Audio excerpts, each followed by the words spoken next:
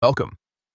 If you're tired of Snapchat sounds popping up on your lock screen and want a quieter, more private experience, this quick guide will show exactly how to turn off Audible notifications on your lock screen.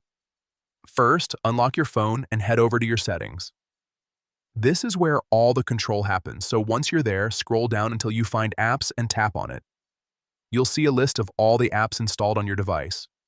Next, find Snapchat in that list and tap on it. This opens up all the app-specific settings. From here, tap on Notifications. This section lets you control exactly how Snapchat alerts you. Now look for an option called Notification Categories and tap on it. This is where things get more detailed. You'll see different types of notifications that Snapchat can send. Find and tap on Audible Notifications. This is the setting responsible for sounds and lock screen alerts. Once you're inside, look for the lock screen option. Tap on it and then select Don't Show Notifications. That's it. You've now disabled Snapchat's Audible notifications from appearing on your lock screen.